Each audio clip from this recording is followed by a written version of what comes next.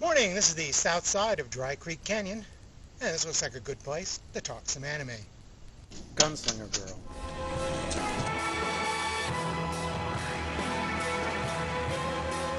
Despite its lurid B-movie title, the anime TV series Gunslinger Girl turned out to be a lot more interesting than its name at first implied. An Italian intelligence service creates a new division called the Social Welfare Agency in Newspeak. It's comprised of uniquely lethal assassins used to combat domestic terrorists and mafioso. Their elite assassins are cybernetically enhanced little girls, fast, strong, and deadly. Why little girls? Well, they say it's because only children can adapt to using these surgically installed cybernetic parts. The girls are chosen from hospitals from among those who have already been crippled by disease or accident, and they have no family. Essentially those girls whose future lives already look very short and bleak. After these bionic alterations, each of the girls is assigned a handler for training and control. As part of the procedure, they're brainwashed to blank out their old life and ensure their absolute loyalty to their trainer. Then they're taught to kill. While the actual gunplay in the anime is short and rare, when the anime does break out the action, it's violent and quite a study in contrast. One moment they're quiet, innocent-looking little girls, all sugar and spice, and the next moment they're coldly engaged in mayhem and getting splattered in blood.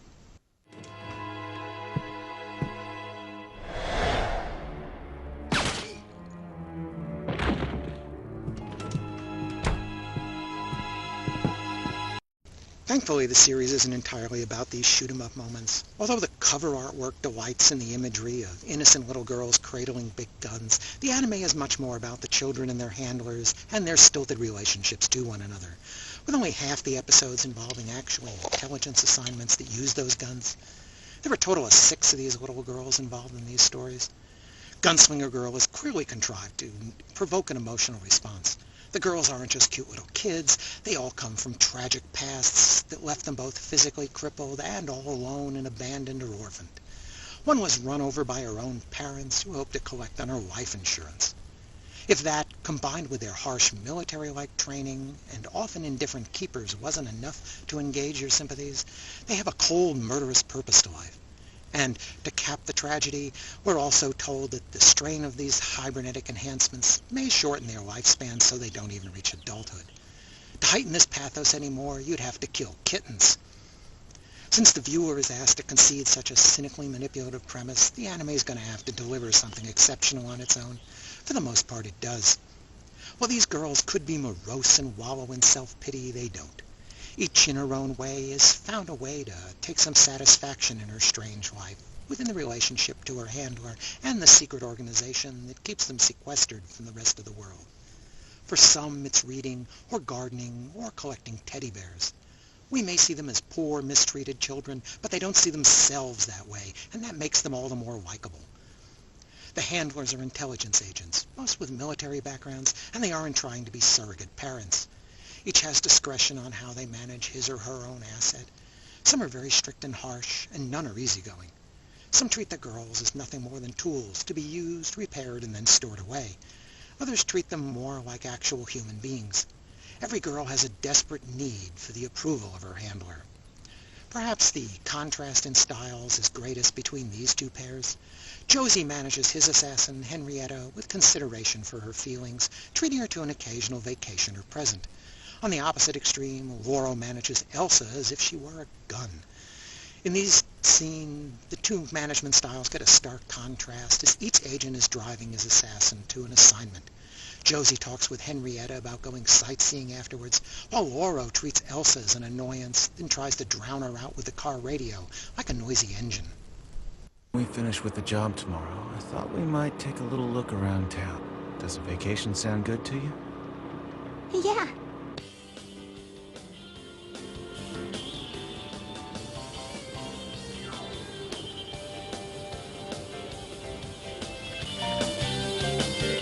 By the way, that scene's from one of the episodes that isn't taken straight from the manga. The bizarre sci-fi premise offers a lot of possibilities for a TV series to explore. Gunslinger Girl doesn't spend a lot of time looking at the espionage plot.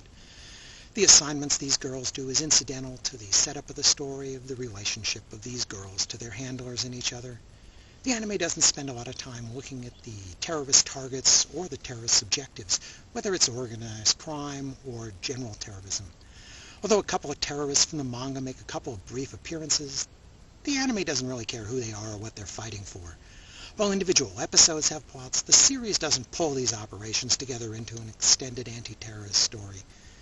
It doesn't spend much time ruminating on the ethics of enlisting little girls in Wetworks either. The girls were rescued from a hopeless situation, and that's the extent of its self-reflection. When one of the girls is no longer useful for field work, she's put to work performing stress experiments on her cybernetic parts, essentially strained until she breaks, and then put back together and tried again. There's no one in this story who's going to suggest very loudly that this is cruel, and certainly not the victims, so you'll have to reason that out for yourself. Nor does the anime dwell on the morality of a domestic assassination program, even if the target is just a corrupt local mayor or merely an innocent citizen who got in the way of another operation. The girls themselves really have no capacity to form moral judgments, having been brainwashed to obey and protect their handlers. So, in a rare case where one of them does make an independent moral choice, it's a significant event. If you think of these children as being used by an immoral government, the anime won't rub your nose in it. What the anime does do is develop each of these girls as a unique, if somewhat warped personality, as well as developing a little bit of the personality of their handlers. The stories serve to advance or illuminate our understanding of those relationships. The animation is from Madhouse and it's excellent. They have provided rich backgrounds throughout Italy as we get a chance to see the scenery of Naples, the sculptures of Florence, the mountains of northern Italy. That also probably provided some of the crew a chance for a business trip to Italy to scout locations. They use clean character art with simple lines and muted colors. It's all animated very smoothly in the action scenes. The beauty of Italy contrasts nicely with the harsh violence these girls perform for their masters. Toshihiko Sahashi's music really works well in these stories. He's provided a surprisingly quiet score that works well with the lovely scenery and the emotions of the characters. I give Gunslinger Girl 4.5 stars. Belying its lurid titles, it's one of those short series where character, art, music, and storytelling all mesh together to provide an unexpected emotional connection.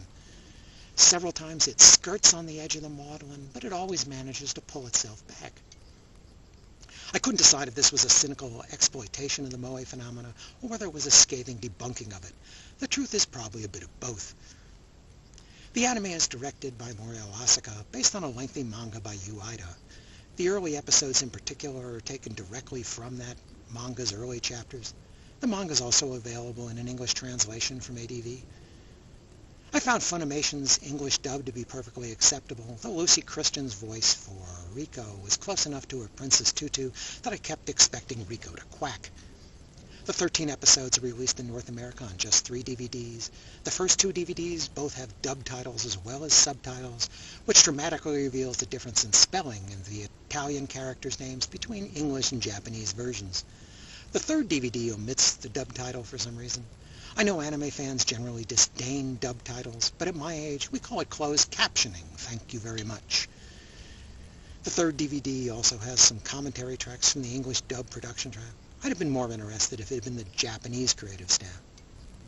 Gunslinger Girl has considerable violence and blood, so you're probably not going to want to share this with the younger kids. Thanks for listening.